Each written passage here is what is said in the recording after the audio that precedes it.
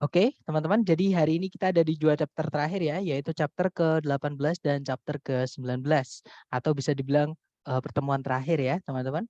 Di pertemuan terakhir ini nanti kita akan mempelajari mengenai teknik terakhir dalam pengerjaan soal reading comprehension ya.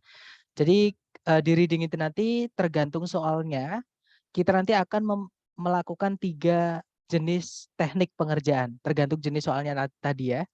Jadi di reading ini kita harus benar-benar memahami soal itu menanyakan tentang apa. Nah, jadi di reading nanti teman-teman dikasih waktu 55 menit untuk mengerjakan 50 pertanyaan. Oke, yang mana bisa dibilang kalau satu pertanyaan berarti 1 menit ya, teman-teman. Kemudian teknik mengerjakan reading, teman-teman jangan membaca teksnya dulu karena menurut saya itu akan buang-buang waktu ya. Karena tidak semua informasi yang ada di teks itu akan ditanyakan semua, teman-teman.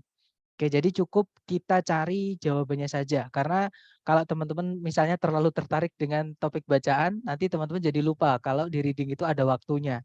Seperti itu. Jadi kita fokus saja untuk menyelesaikan soalnya seperti itu. Jadi baca soalnya dulu baru kita lari ke teks. Kemudian vocabnya teman-teman nanti yang akan membantu teman-teman dalam mengerjakan soal reading. Oke, jadi semakin banyak vocab teman-teman, semakin gampang untuk mengerjakan reading, seperti itu. Tapi kalau teman-teman merasa vocabnya kurang, sama saya juga teman-teman, saya juga kurang teman-teman vocabnya ya. Jadi kalau ada vocab baru, tolong ditulis supaya nggak lupa, seperti itu. Kemudian dari membaca soalnya dulu, kemudian kita ke teks, nanti teman-teman akan tahu apakah teman-teman cukup baca kalimat pertama di setiap paragraf saja, atau teman-teman harus melakukan scan dan skim dulu karena informasi yang ditanyakan di soal itu mengklaster atau menggerombol di satu titik eh, apa namanya paragraf atau di satu titik teks seperti itu. Atau teman-teman harus menarik suatu kesimpulan berdasarkan informasi yang ada di dalam teks.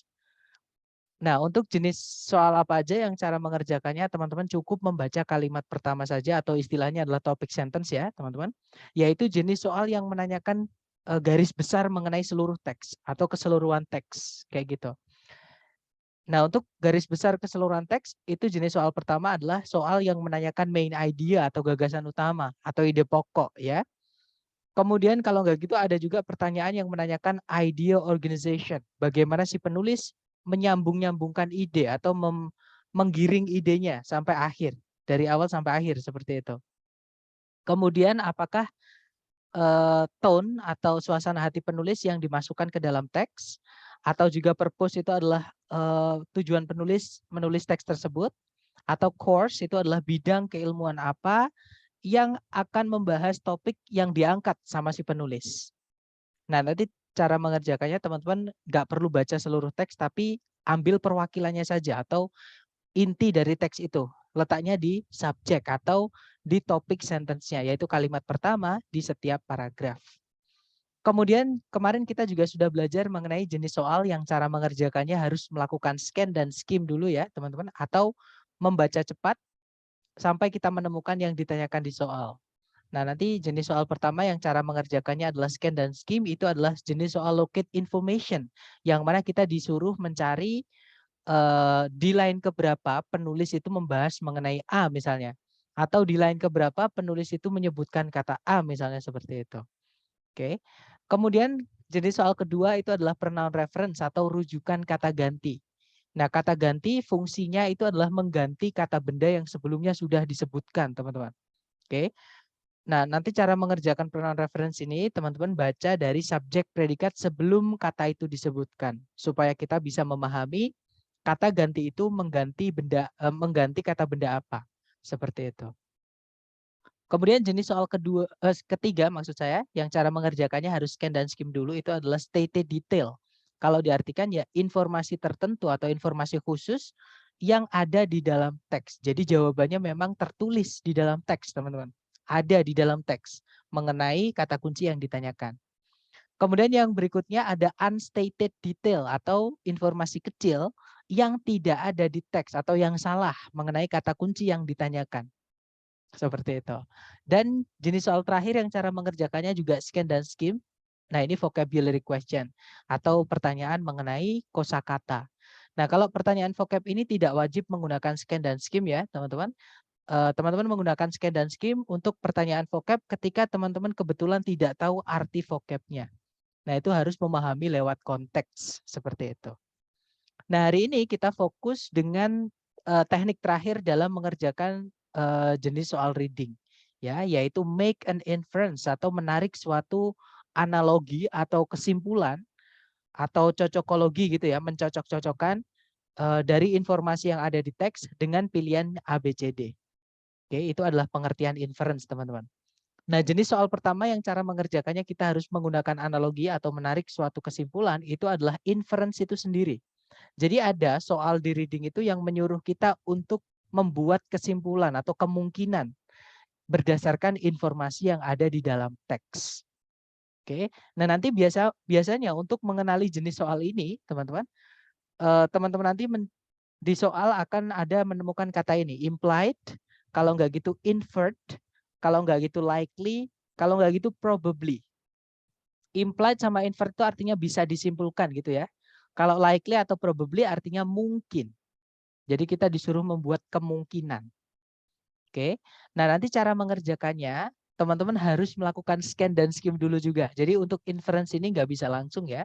Jadi dibaca dulu di soal, yang ditanyakan itu mengenai apa kata kuncinya. Kalau sudah ketemu di soal kata kuncinya apa, teman-teman loncat ke teks. Lakukan scan dan skim sampai menemukan kata kunci tersebut di dalam teks. Kemudian kalau sudah ketemu, baca informasi apapun mengenai kata kunci tersebut.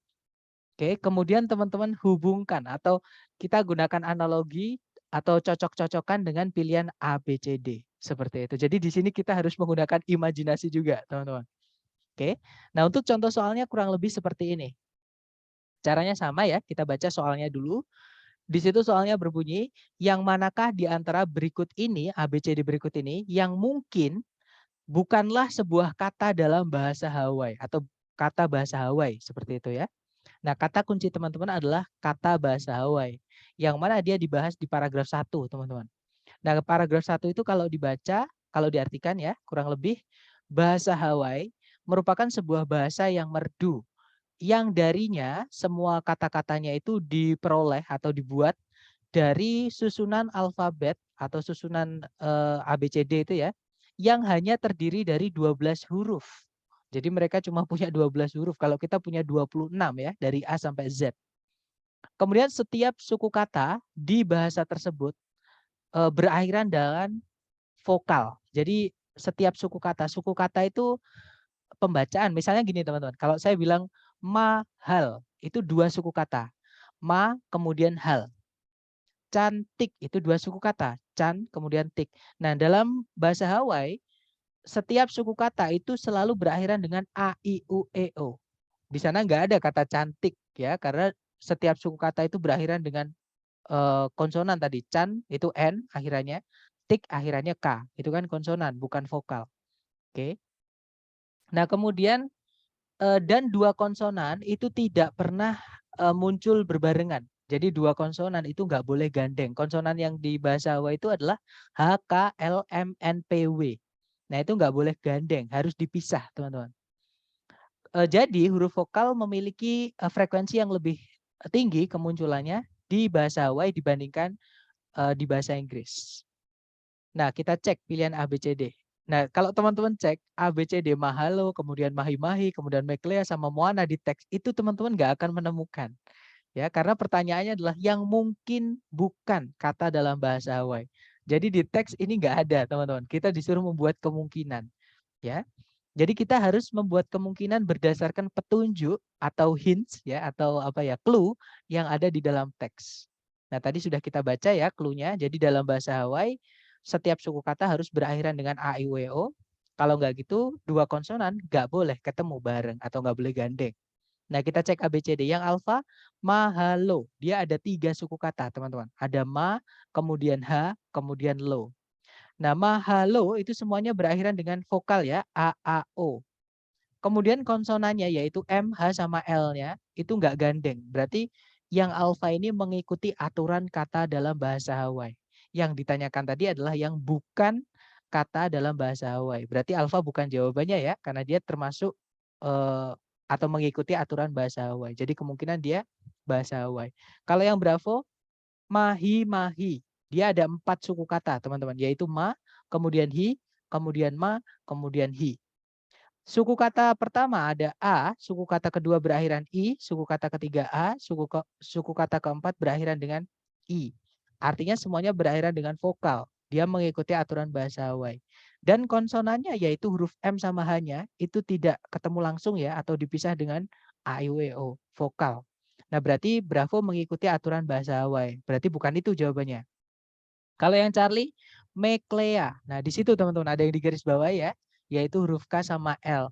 Tadi kita diberikan petunjuk kalau dalam bahasa Hawaii itu konsonan atau HKLMNPW itu nggak boleh muncul berbarengan atau tidak pernah muncul bersamaan, nggak boleh gandeng. Oke, ya sudah berarti yang bukan kata dalam bahasa Hawaii yaitu yang Charlie karena dia tidak mengikuti aturan dalam bahasa Hawaii. Seperti itu. Nah, dari contoh ini mungkin ada yang mau ditanyakan dulu dari teman-teman, silahkan.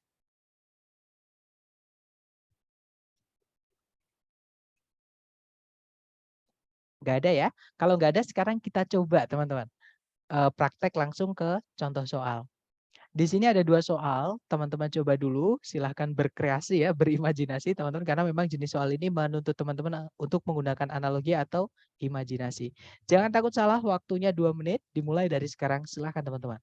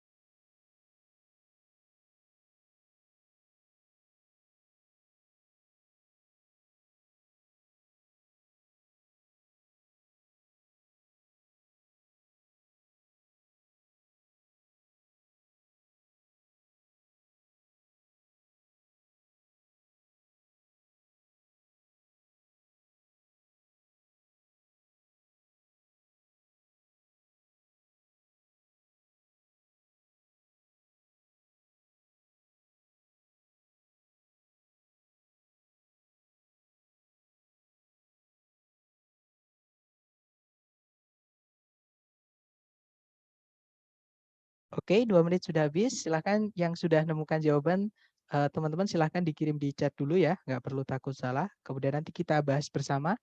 Silahkan teman-teman. Baik, ada 4 jawaban. Ada jawaban Alpha Charlie atau Alpha Delta. Oke, kita cek bersama ya. Di situ nomor 1 pertanyaannya adalah, bisa ditarik kesimpulan di dalam teks bahwa seandainya sebuah kayak memiliki 2 lubang, maka, nah kata kunci teman-teman di soal adalah lubang yang ada di kayak. Yang mana itu kalau kita scan dan skim itu dibahas di paragraf kedua ya teman-teman. Di situ disebutkan di kalimat kedua paragraf kedua ya. Di situ disebutkan sebuah kayak itu umumnya dibuat dengan 1 lubang di deknya untuk 1 penumpang. Namun beberapa kayak itu dibuat untuk 2 penumpang maksudnya di sini ya. Karena dek dari sebuah kayak itu tertutup atasnya kecuali untuk lubangnya atau lubang-lubangnya bagi penumpang atau penumpang-penumpangnya. Nah, dari sini kita sudah paham ya. Jadi hubungannya lubang di situ adalah dengan penumpangnya. Jadi kalau lubangnya satu, penumpangnya satu. Kalau lubangnya dua, berarti itu dipakai untuk 2 orang, ya, kayaknya. Nah, berarti jawabannya itu adalah yang alfa, karena memang yang menyebutkan kata rider atau penumpang itu cuma satu, yaitu yang alfa, teman-teman. Pengendara maksudnya ya.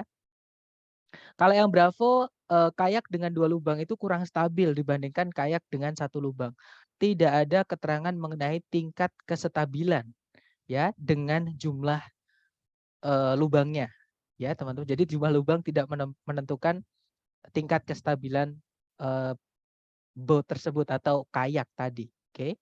Kalau yang Charlie, kayak dengan 2 lubang itu sebesar umiak. Nah, umiak nggak ada ketika kita baca kayak mengenai lubang-lubangnya tadi ya, teman-teman. Atau kalau kita baca cari umiak, umiak itu di paragraf terakhir, teman-teman. Yang mana umiak itu disebutkan, umiak itu ukurannya, jadi it is an open boat that is built to hold 10 to 12 passengers. Jadi umiak itu dibuat untuk mengangkut 10 hingga 12 penumpang. Sedangkan kayak tadi itu hanya paling banyak ya, itu cuma 2 penumpang, teman-teman. Karena paling banyak 2 lubang seperti ini, seperti gambar yang atas. Sedangkan umiak itu 10 hingga 12. Jadi bisa dibandingkan ukurannya 5 kali lipat atau bahkan 6 kali lipat dari kayak dengan 2 lubang. Ya, berarti jauh lebih besar banget. Bukan sama besarnya, artinya Charlie bukan, salah. Kalau yang delta, it cannot be used on the ocean. Kayak dengan 2 lubang tidak bisa dipakai di lautan. Nggak ada keterangan juga hubungannya dipakainya di mana dengan jumlah lubangnya ya. Jumlah lubang yang ada di teks tadi ada hubungan atau korelasi dengan penumpang atau pengendaranya. Kalau satu lubang, satu pengendara. Kalau 2 lubang, berarti 2 pengendara. Jadi jawabannya alfa. Oke, nice. Lanjut ke number 2. Bisa disimpulkan dari teks bahwa sebuah contoh dari binatang-binatang yang disebutkan di teks kemungkinan adalah, nah kalau kita scan dan skim, binatang-binatang itu disebutkan di kalimat terakhir sendiri, teman-teman. Kalimatnya berbunyi, umiak itu dipakai untuk menarik harta benda atau membawa harta benda gitu ya, dari satu tempat camp menuju tempat camp yang lain. Dan umiak itu dipakai untuk berburu hewan-hewan yang lebih besar, yang terlalu besar untuk diburu menggunakan kayak. Nah, berarti kita cocokkan A, B, C, D. Yang manakah binatang yang terlalu besar untuk diburu menggunakan kayak? Yang alfa, teman-teman, itu kangaroo. Nah, kanguru itu hidupnya di darat ya, teman-teman. Sedangkan umiak itu dipakainya di air. Kalau mau berburu kanguru kita pakai umiak, itu kita yang ada diketawain sama kangurunya, ya. Malah lebih sulit kayak gitu. Intinya yang alfa bukan karena nggak logis gitu ya. Kalau yang bravo, a snake.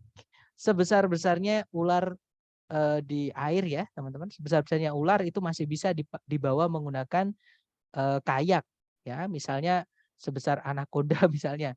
Nah, itu bisa kepalanya ditali terus ditaruh di air gitu masih bisa ditarik ya. Atau kita cek aja binatang yang paling besar di pilihan ABCD yang hidup di air, seperti itu. Kalau yang Charlie, a whale, seekor paus. Nah, ketemu teman-teman. Ya, karena bisa dibayangkan ya, ukurannya apa? Kayak itu paling besar seperti gambar di yang atas ini. Sedangkan paus itu sekecil-kecilnya ya mungkin segitulah kayak gitu. Kalau untuk dipakai memburu paus yang ada kayaknya dibawa ke bawah ya. Jadi ketemu hewan yang terlalu besar untuk diburu menggunakan kayak itu adalah yang Charlie, seperti itu. Kalau yang delta, a salmon, seekor salmon itu sebesar-besarnya ikan salmon masih bisa dinaikkan ke kayaknya atau untuk menghemat tempat ditarik di air gitu juga bisa. Oke, jadi hewan yang terlalu besar untuk diburu menggunakan kayak adalah yang Charlie, ya teman-teman. Kita lanjut lagi ke soal berikutnya. Nah, hati-hati di sini ada 3 soal dan banyak jebakan di sini ya. Intinya dicoba dulu, jangan takut salah. Have fun teman-teman. Waktunya 3 menit dimulai dari sekarang. Silahkan.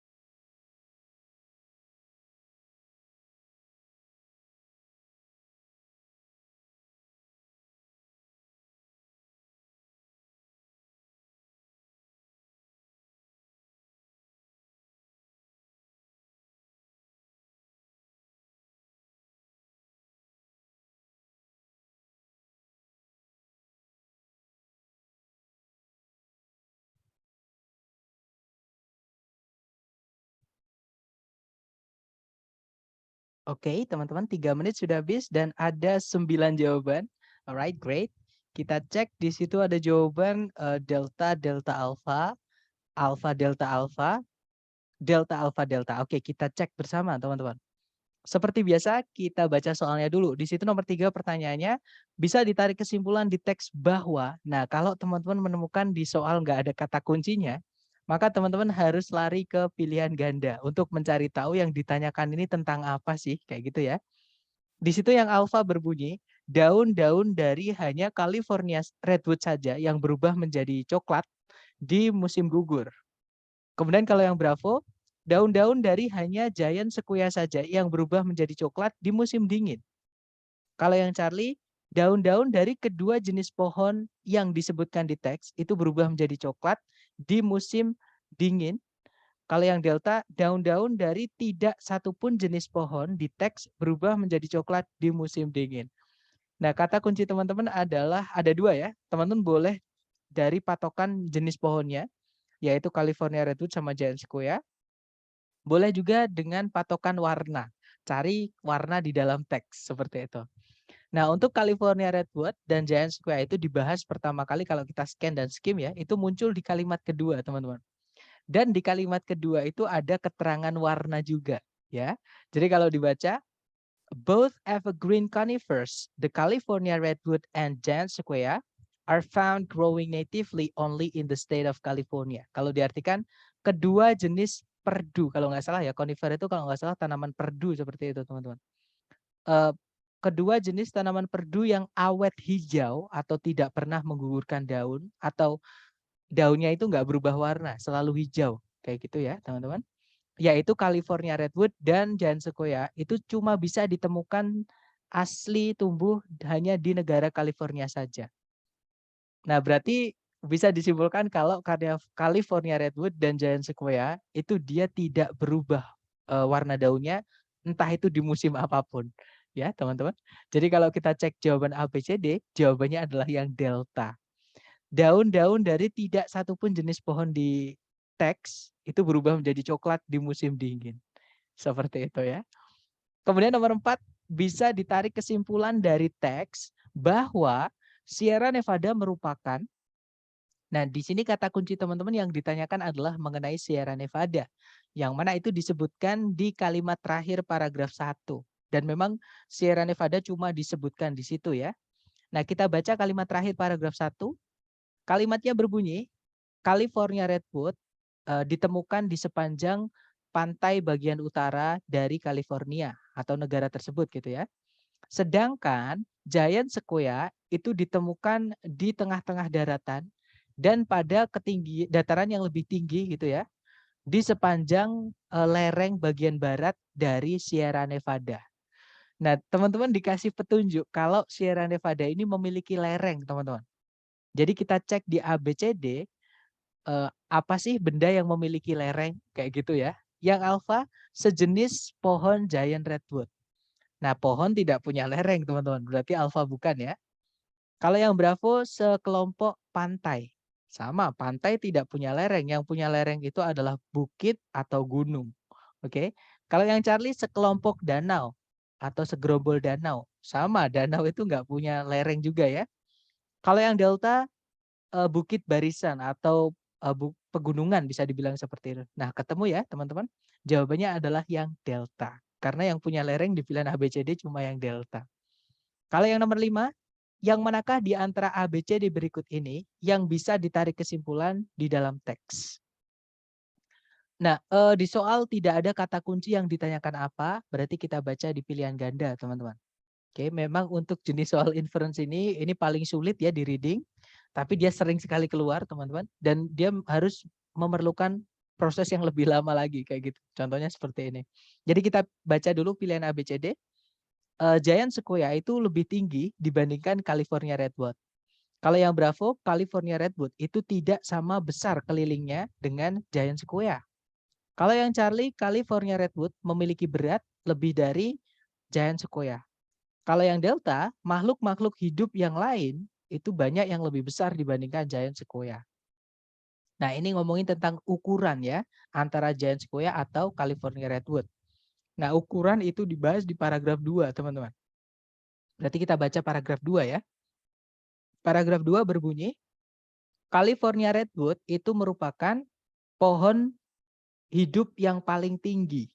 Dan faktanya merupakan makhluk ciptaan Tuhan yang paling tinggi di permukaan bumi. Ketinggian dari pohon redwood yang paling tinggi di rekor adalah 385 kaki atau 120 meter. Meskipun tidak cukup atau tidak sama tingginya dengan California redwood, dengan hanya ketinggian 320 kaki saja atau 100 meter, Giant Sequoia merupakan yang terbesar dan merupakan makhluk hidup atau faktanya gitu ya, dan faktanya merupakan makhluk hidup ciptaan Tuhan yang paling besar di permukaan bumi. Giant Sequoia itu memiliki ukuran lebih dari 100 kaki atau 30 meter di sekitar lingkar base-nya. Lingkar base itu batang dasarnya ya, atau batang intinya kayak gitu. Dengan berat lebih dari 6.000 ton. Nah, itu tadi ngomongin tentang ukuran dan beratnya. Maksudnya tinggi dan beratnya ya. Kita cek ABCD.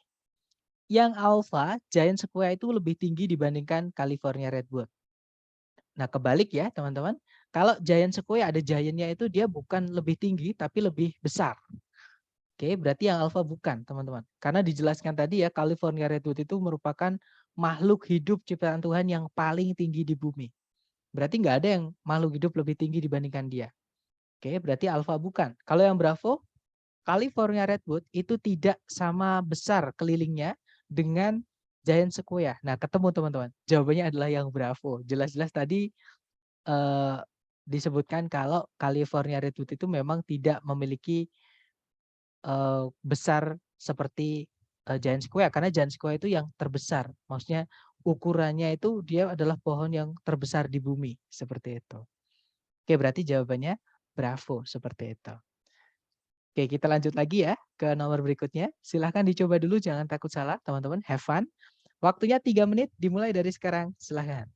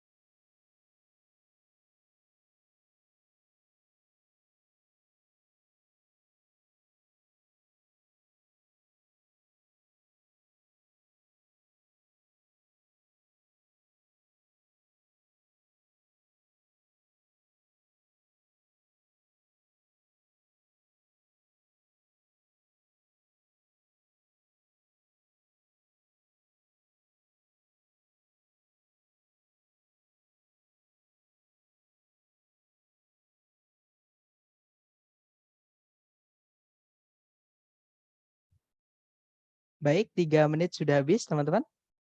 Boleh jawabannya dikirim di chat dulu ya, sedapatnya dulu, salah nggak apa-apa.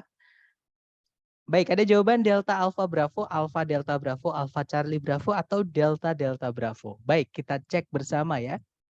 Di situ nomor 6 pertanyaannya adalah versi monopoli yang berbahasa Prancis kemungkinan atau mungkin akan memasukkan atau menginclude, menyisipkan gitu ya, sebidang bangunan yang bernama.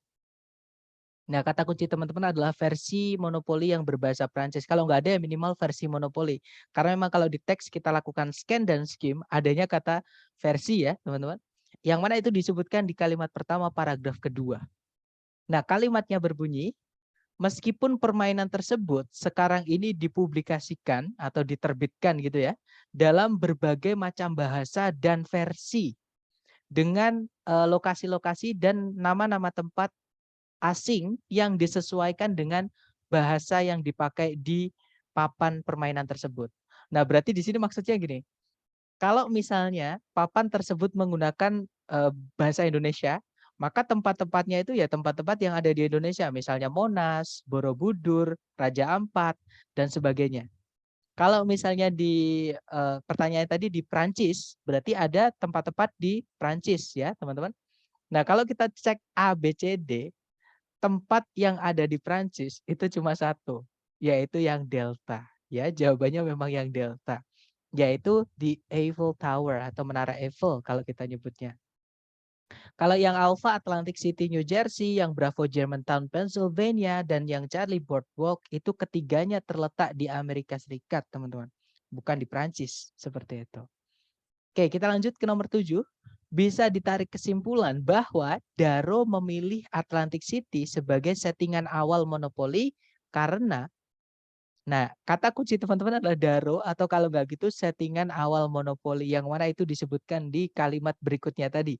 Jadi bisa di kalimat kedua paragraf 2 atau kalimat ketiga paragraf 2. Nah, untuk bisa lebih jelas kita mulai dari kalimat kedua paragraf 2 ya. Jadi lebih mundur gitu, lebih awal.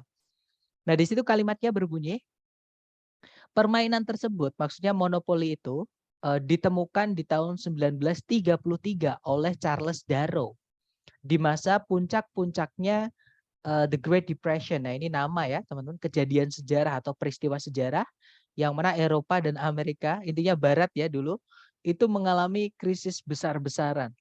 Seperti itu. Kemudian Darrow yang pada waktu itu berasal dari Germantown atau yang aslinya atau tinggalnya di Germantown, Pennsylvania, dia sendiri juga nggak bekerja atau nganggur ya teman-teman di masa-masa sulit finansial itu. Nah, terus kalimat berikutnya berbunyi, dia mengatur atau dia menyeting permainan awalnya atau aslinya tidak seperti yang diduga-duga, yaitu di tempat aslinya atau di rumah aslinya yaitu Germantown, tapi malah di Atlantic City, New Jersey. Alasannya kenapa? Karena Atlantic City, New Jersey ini merupakan situs dari berbagai macam tempat-tempat liburan sebelum masa depresi tadi. Ya, di mana dia itu sebelumnya pernah berjalan sepanjang nah ini nama tempat teman-teman yaitu Boardwalk dan mengunjungi Park Place. Ini nama juga. Kalau ada kata di tengah-tengah kalimat tapi hurufnya besar tidak perlu ditranslate ya, itu nama. Nah, intinya adalah kita cari pilihan A, B, C, D yang ada hubungannya tadi, yaitu situs dari berbagai macam tempat-tempat liburan sebelum masa depresi. Kita cek yang alpha, it brought back good memories. It brought back good memories itu artinya dia membawa kembali kenangan-kenangan indah. Maksudnya kenangan-kenangan indah sebelum masa depresi. Kemungkinan alpha bisa karena ada sambungannya atau hubungannya dengan teks ya. Kita cek dulu jawaban yang lain. Yang Bravo, keluarganya berasal dari Atlantic City. Salah ya teman-teman, karena keluarganya bukan dari Atlantic City, tapi dari Germantown. Sebenarnya bukan keluarganya, karena yang disebut adalah Daronya teman-teman. Tapi di teks nggak ada yang menyebutkan keluarganya Daro dari mana. Yang ada Daronya saja, dia berasal dari Germantown. Jadi bisa kita tarik kesimpulan, keluarganya mungkin juga dari Germantown. Seperti itu, bukan Atlantic City. Berarti Bravo bukan. Kalau yang Charlie, orang-orang dari Germantown kemungkinan bakalan marah kalau dia, maksudnya kalau si Daro itu sebelumnya menggunakan Germantown. Nggak ada sama sekali yang menyebutkan orang-orang di Germantown ya teman-teman, atau apapun yang bisa menyulut kemarahan orang-orang Germantown di teks. Ya, alasan kenapa si Darrow itu memilih Atlantic City adalah karena Atlantic City itu merupakan situs dari berbagai macam tempat-tempat liburan sebelum masa depresi tadi. Berarti Charlie bukan, kalau yang Delta Atlantic City itu lebih besar dibandingkan Germantown. Nggak ada juga yang menyinggung tentang ukuran ya, atau alasannya karena ukuran nggak ada teman-teman. Jadi korelasinya itu adalah karena di masa-masa puncak itu si Darrow membuat permainan yang mengingatkan tempat-tempat indah sebelum masa depresi. Oke, berarti ya jawabannya yang alfa ya teman-teman. Kalau yang nomor 8, Parker Brothers kemungkinan adalah atau mungkin adalah. Nah, kata kunci teman-teman adalah Parker Brothers yang mana itu muncul di kalimat terakhir. Yang mana kalimatnya berbunyi, Darrow membuat permainan pertamanya itu dengan tangan, maksudnya dengan sendiri ya, tidak menggunakan mesin gitu maksudnya, tidak di pabrik tapi dia manual, dan menjual permainan-permainan yang sudah dia buat tadi itu secara lokal. Sampai akhirnya ada namanya Parker Brothers. Itu membeli hak-hak semuanya ya, hak-hak atas monopoli, entah hak milik, hak cipta, hak jual atau hak sebagainya itu dibeli sama Parker Brothers dari Darrow di tahun 1935 dan mengambil langkah pertama menuju produksi massal hingga hari ini. Nah, karena Parker Brothers tadi membeli hak-hak atas monopoli dari Darrow dan menjualnya kembali ya sampai hari ini, berarti Parker Brothers ini adalah perusahaan pembuatan mainan. Nah, kalau kita cek ABCD, perusahaan pembuatan mainan itu adalah yang Bravo, ya, a game manufacturing company. Oke, kalau yang Delta itu a toy design company, perusahaan yang melayani pendesainan atau apa ya teman-teman, untuk mendesain permainan saja. Kalau mendesain itu bukan memiliki teman-teman, cuma mendesain saja. Nah, tapi Parker Brothers tadi membeli seluruh hak-haknya, berarti dia juga memilikinya akhirnya. Ya, berarti jawabannya adalah yang Bravo, seperti itu. Oke, kita lanjut. Nah, itu tadi adalah jenis soal pertama, teman-teman. Yang cara mengerjakannya harus menggunakan imajinasi, teman-teman, atau cocokologi ya. Jadi kita mencocok-cocokkan informasi yang ada di teks. Kadang petunjuk teman-teman itu adalah berupa kalimat kecil gitu ya di tengah-tengah kalimat, atau klausa di tengah kecil, atau kadang satu kata. Contohnya evergreen tadi. Ya, yang mana menjadi petunjuk teman-teman untuk jawabannya seperti itu. Kadang juga satu paragraf kayak gitu. Jadi memang menuntut teman-teman untuk lebih menggunakan cakranya untuk menemukan jawaban ya. Nah, sekarang jenis soal terakhir yang cara mengerjakannya teman-teman harus melakukan inversi atau menggunakan ilmu tebak-tebakan. Itu adalah, ini lebih gampang ya teman-teman, yaitu transition. Nah, jenis soal transition sendiri pengertiannya adalah transition itu adalah kalimat perpindahan teman-teman, atau jembatannya ya. Jadi setiap paragraf itu untuk menghubungkan satu paragraf dengan paragraf berikutnya itu harus ada jembatannya.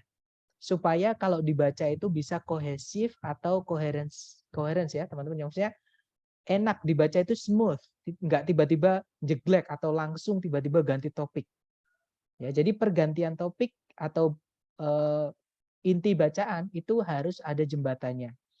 Nah, jembatan paragraf 1 dengan paragraf kedua itu ya yang paling dekat teman-teman. Misalnya yang paling dekat dari paragraf 1 ke paragraf 2 itu letaknya adalah di kalimat terakhir paragraf 1. Kalau nggak gitu di kalimat pertama paragraf 2. Itu yang dinamakan dengan transisi ya. Jadi yang nyambungin mereka kayak gitu. Nah, untuk jenis soal transisi ini nanti teman-teman akan disuruh untuk menebak atau membuat perkiraan ya.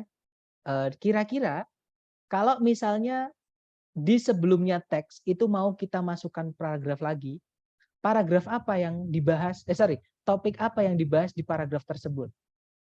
Atau kalau setelahnya teks, itu kalau mau dimasukkan paragraf lagi, paragraf apa? Topik apa yang dibahas di paragraf tersebut. Nah, cara mengerjakannya, kalau yang ditanyakan adalah paragraf yang mendahului atau paragraf sebelumnya teks, kita baca kalimat pertama ya teman-teman dan dipahami. Kalau yang ditanyakan adalah paragraf setelah teks. Jadi kalau setelahnya teks mau kita sempilin satu paragraf lagi atau kita tambahin satu paragraf lagi, itu membahas apa, maka kita baca di transisinya yaitu kalimat terakhir. Oke. Nah, untuk contoh soalnya kurang lebih seperti ini, teman-teman. Di situ soalnya berbunyi, paragraf yang mendahului teks ini kemungkinan besar membahas. Nah, karena yang ditanyai mendahului, maka kita baca kalimat pertama. Nah, kalimat pertama berbunyi, mitos yang lain mengenai lautan membahas Davy Jones yang di dalam cerita rakyat merupakan seorang raja yang berjiwa kejam dari dasar laut. Oke, nah tadi ada keterangan tiba-tiba ya, mitos yang lain mengenai lautan. Tiba-tiba berarti di sebelumnya itu pasti ada mitos mengenai lautan yang lain ya, teman-teman yang berbeda, tapi bukan membahas tentang Davy Jones karena Davy Jones baru diperkenalkan di sini. Oke. Dan kalau kita cek pilihan A, B, C, D, yang paling tepat yang menyebutkan cerita yang lain itu adalah yang Charlie. A different traditional story from the sea. Cerita tradisional yang lain atau yang berbeda mengenai lautan atau dari lautan. Seperti itu. Kalau yang alpha tiba-tiba the youth of Davy Jones, masa muda dari Davy Jones. Tidak mungkin paragraf sebelumnya membahas tentang Davy Jones. Sedangkan paragraf berikutnya itu baru diperkenalkan yang namanya Davy Jones ya teman-teman. Kalau baru diperkenalkan di sini ya sebelumnya nggak boleh dibahas. Nanti jadi maju mundur. Yang ada mundur maju yang kayak gitu. Jadi nggak enak dibaca atau dibaca nanti jadi ambigu. Loh tadi ngomongin apa sih kok tiba-tiba baru dibahas di sini kayak gitu. Jadi kayak menimbulkan kebingungan kayak gitu teman-teman. Berarti alpha bukan. Bravo juga sama. Ada kata Davy Jones. Tidak mungkin sebelumnya membahas Davy Jones. Kalau Davy Jones aja baru diperkenalkan di sini ya. Kalau yang delta mempersiapkan perjalanan laut. Nah, nggak nyambung dengan paragraf ini teman-teman. Ya, karena paragraf ini ngomongin tentang mitos lautan. Tiba-tiba mempersiapkan perjalanan laut, kan nggak nyambung. Yang paling nyambung adalah yang Charlie. Seperti itu. Apalagi dari kata another myth tadi. Mitos yang lain mengenai lautan membahas tentang Davy Jones. Berarti sebelumnya ya bahas mitos yang lain juga, tapi bukan tentang Davy Jones. Seperti itu. Nah, itu tadi contoh soal mengenai transition ya, teman-teman. Jadi lebih gampang dibandingkan inference tadi. Kita cukup baca kalimat pertama aja atau kalimat terakhir tergantung yang ditanyakan paragraf setelahnya atau sebelumnya kayak gitu. Nah, sekarang kita coba ke latihan soal. Di sini ada 2 soal ya, teman-teman. Nggak perlu takut salah, waktunya 2 menit. Silahkan, 2 menit dimulai dari sekarang. Silahkan, teman-teman.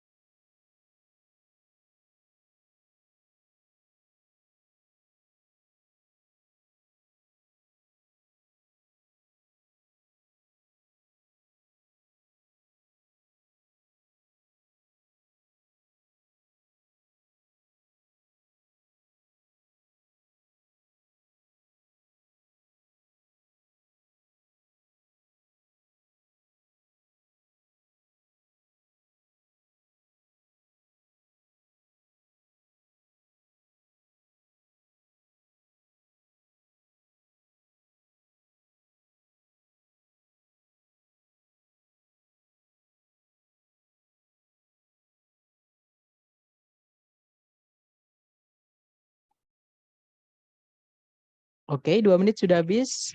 Dan ada 5 jawaban ya dari teman-teman. Antara Alfa Bravo. Ya, semuanya menjawab Alfa Bravo ternyata. Baik, kita cek bersama. Nomor 1 pertanyaannya adalah paragraf yang mendahului. Nah, dari sini kita sudah tahu kita baca kalimat pertama saja ya. Dan kita pahami. Kalimat pertama berbunyi, program yang lain yang penting dalam mempopulerkan ilmu pengetahuan adalah Kosmos. Nah, tiba-tiba ada kata program yang lain yang penting dalam mempopulerkan ilmu pengetahuan adalah Kosmos. Berarti sebelumnya ada program yang berbeda ya dari Kosmos, tapi sama-sama mempopulerkan ilmu pengetahuan. Kita cek ABCD. Yang alpha, a different scientific television series, sebuah serial televisi ilmiah yang lain atau yang berbeda. Nah, ketemu ya teman-teman. Memang program di sini maksudnya adalah serial televisi. Itu bisa kita ketahui dari kalimat berikutnya. This series broadcast on public television, kalau diartikan serial ini yang ditayangkan di televisi umum. Nah, berarti memang dia program televisi atau program channel di televisi gitu ya. Nah, berarti jawabannya adalah yang alfa, teman-teman. Good job. Lanjut nomor 2. Paragraf yang mengikuti atau yang jatuh setelah teks ini kemungkinan mengandung informasi mengenai apa. Nah, kita cek, teman-teman. Berarti kita baca kalimat terakhir. Kalimat terakhir berbunyi, penulis utama dan sutradara utama dari program ini adalah Carl Sagan, seorang astronomer terkemuka dan penulis yang memenangkan penghargaan Pulitzer. Nah, berarti di sini topiknya udah berubah ya, bukan lagi ngomongin tentang kosmos, tapi ngomongin tentang penulisnya atau sutradara acara tersebut, yaitu Carl Sagan. Berarti paragraf setelahnya itu nggak boleh kita membahas selain Carl Sagan. Harus ada rantainya atau transisinya ya. Nah, berarti jawabannya adalah yang Charlie, teman-teman. Oke, The Astronomer Carl Sagan. Kalau kita pilih yang Bravo atau setelahnya paragraf ini kita masukkan program Kosmos lagi, nanti alurnya jadi maju mundur. Sudah beda topik atau beda bahasan gitu ya. Kita balik lagi ke bahasan yang tadi. Jadi kayak seolah-olah informasi ini tidak penting, ini dibuat apa kayak gitu. Oke, jadi harus ada hubungan dengan kalimat yang paling dekat ini, kalimat terakhir. Seperti itu, teman-teman. Oke, berarti jawabannya yang Charlie ya. Oke, nggak apa-apa. Kita coba lagi ke soal terakhir. Di sini ada 2 soal. Nggak perlu takut salah ya. Waktunya 2 menit. Dicoba dulu teman-teman. 2 menit dimulai dari sekarang. Silahkan.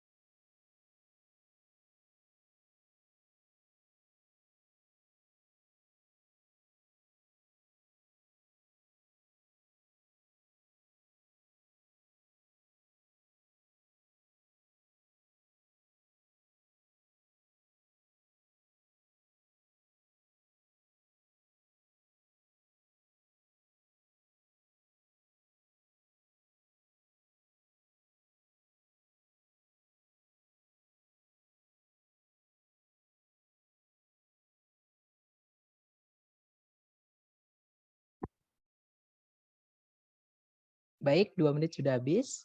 Ada 4 jawaban ya dari teman-teman. Ada 5 jawaban, yaitu Charlie Alpha, Charlie Bravo, atau Charlie Delta. Oke, kita cek bersama ya. Seperti biasa kita baca soalnya dulu.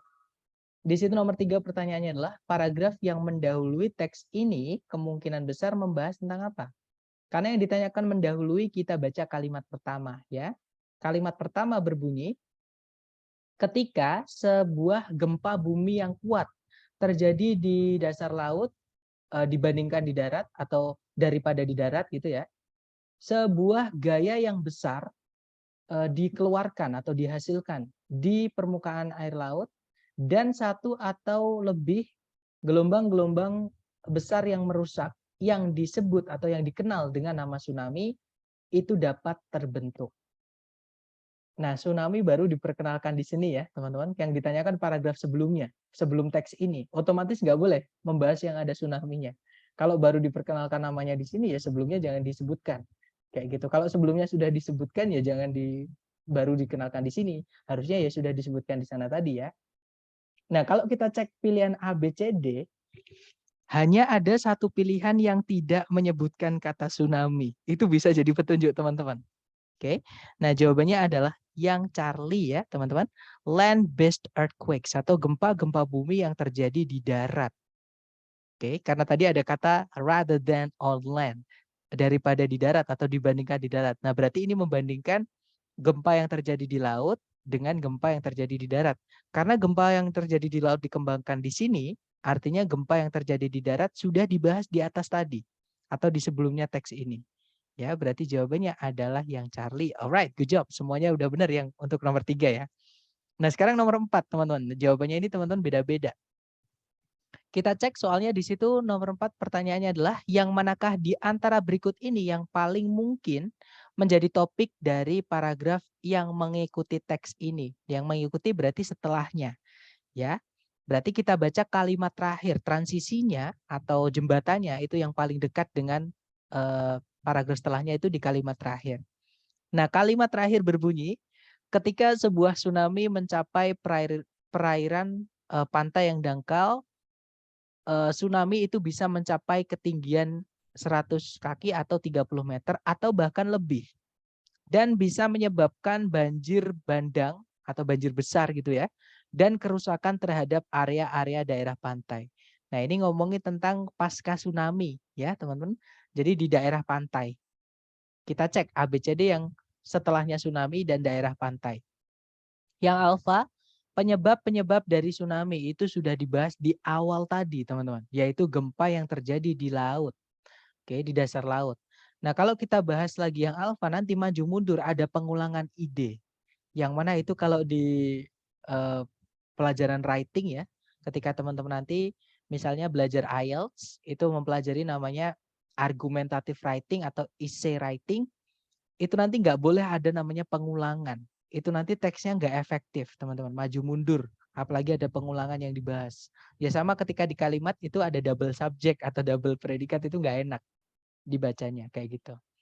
Nah, berarti yang alfa bukan, karena ada pengulangan nanti. Kalau yang bravo, dampak-dampak kerusakan dari tsunami di daerah pantai. Nah, ketemu teman-teman, dampak atau hasil atau akibat gitu ya, itu sama kayak efek seperti itu. Sama kayak mana tadi? Nah ini damage to coastal areas. Jadi can cause itu dapat menyebabkan. Jadi dampaknya seperti itu. Oke, berarti jawabannya yang bravo ya, teman-teman. Kalau yang Charlie, perbedaan antara tsunami dan gelombang tidal itu tidak ada hubungan dengan kalimat terakhir. Gelombang tidal tidak disebutkan di kalimat terakhir ya. Kalau misalnya di teks teman-teman menemukan ada gelombang tidal, tapi di sini sudah tidak dibahas, itu nggak boleh setelahnya ngomongin tentang gelombang tidal lagi, karena nanti maju mundur, loncat-loncat. Seperti itu. Kalau yang delta, jarak-jarak yang ditempuh oleh tsunami. Nah, nggak nyambung juga teman-teman. Karena di kalimat terakhir itu bukan jarak yang ditempuh, tapi ketinggian. Ada kata height, itu ketinggian teman-teman. Bukan jaraknya, bukan jauhnya ya, tapi ketinggiannya. Seperti itu. Oke, jadi jawaban yang paling tepat adalah yang bravo. Dampak kerusakan dari tsunami di daerah pantai. Nah, itu tadi adalah jenis soal reading yang paling sulit ya, teman-teman, yaitu kita disuruh membuat cocokologi atau kesimpulan berdasarkan informasi yang ada di teks. Oke, yang saya selalu bilang ke teman-teman, teorinya sebenarnya TOEFL itu sedikit. Nah, untuk mengembangkan teori itu teman-teman perlu mengasah pengetahuan teman-teman untuk menjadi pemahaman itu melalui latihan. Sering-sering latihan lagi, teman-teman nanti akan membentuk yang namanya insting. Ya, nah terutama kalau teman-teman punya teman nih yang belum tahu tentang TOEFL, teman-teman coba untuk jelaskan. Itu cara belajar yang menurut saya lebih uh, lebih apa ya, lebih kuat pemahamannya ketika kita meng-sharing yang kita tahu ke teman atau ke orang lain seperti itu. Nah, mungkin sebelum kita akhiri nih teman-teman, mungkin ada yang mau ditanyakan dulu. Dan gini, berarti kalau sudah selesai program, teman-teman ini kan tinggal tes ya. Tesnya setahu saya nanti ada beberapa kali kesempatan. Kalau sebelum-sebelumnya yang saya tahu 3 kali kesempatan teman-teman. Jadi kalau tes pertama teman-teman belum puas dengan skornya, teman-teman masih punya 2 kali kesempatan mencoba lagi. Tapi sepertinya sekarang ini teman-teman punya 4 kali kesempatan tes. Oke, jadi teman-teman nanti misal kalau dari tes pertama belum puas, boleh mencoba dari tes lagi sampai 4 kali seperti itu. Setahu saya ya teman-teman. Dan nanti kalau teman-teman merasa 1 bulan terlalu cepat, belum siap untuk tes, sedangkan waktunya tes itu ditentukan oleh lembaga ya teman-teman. Jadi teman-teman tidak bisa mengambil tes ketika waktunya sudah di luar yang ditentukan lembaga. Jadi mau nggak mau, siap nggak siap, di waktu itu teman-teman harus tes. Dan kalau teman-teman mumpung ada waktu luang ini, waktu sisa sampai hari tes ini, ingin mempersiapkan lebih lanjut lagi, saya sudah menyiapkan kelas tambahan buat teman-teman yang berminat. Ya. Jadi nanti kalau teman-teman pengen ikut kelas tambahan, silahkan japri saya. Jadi kelas tambahan itu di luar lembaga. Jadi inisiatif saya sendiri. Nah, apa yang kita pelajari di kelas tambahan itu nanti, saya sudah siapkan latihan buat teman-teman yang kisi-kisinya saya samakan dengan soal tes nanti. Ya, misalnya nih nomor 1 structure itu kehilangan predikat. Nah, nanti saya buatkan soal-soal yang apa namanya? Kehilangan predikat juga nomor 1. Seperti itu. Misal nomor 2 yang kehilangan preposition. Nah, sama, saya akan buatkan soal nomor 2 yang kehilangan preposition seperti itu. Oke, dan pembahasannya. Kemudian nanti setelah tes pertama, misalnya teman-teman udah tes pertama untuk mengukur kemampuan teman-teman misalnya. Ternyata masih nilainya belum sesuai yang diinginkan, jangan khawatir. Karena saya juga menyiapkan kelas tambahan ya teman-teman. Maksudnya masuk ke dalam kelas tambahan itu nanti ada pembahasan soal tes. Jadi kalau teman-teman mau remedi, persiapan remedi, biar tahu kesalahan saya di mana, kenapa kok salah, harusnya apa. Nah, di kelas tambahan itu sudah saya masukkan seperti itu. Oke, untuk nge-boost atau apa ya, menaikkan nilai teman-teman di sertifikat. Tanggal tesnya bebas kah? Nah, untuk waktu tes itu nanti yang menentukan adalah lembaga ya, teman-teman. Jadi itu nanti akan dikirimkan lewat WhatsApp.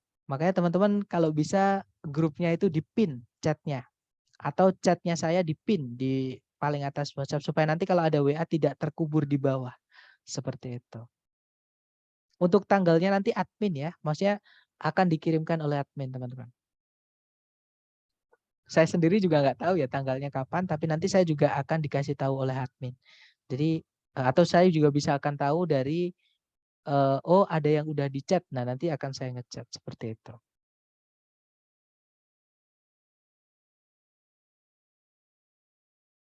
Jelas ya teman-teman? Atau mungkin ada pertanyaan dulu silahkan. Mengenai tes nggak apa-apa, mengenai apapun boleh. Maaf Sir untuk kenapa biaya lagi atau nah untuk kalau kelas tambahan nanti silahkan di luar kelas ya teman-teman. Karena di luar lembaga itu nanti. Dan itu nanti e-course. E-course itu lewat video.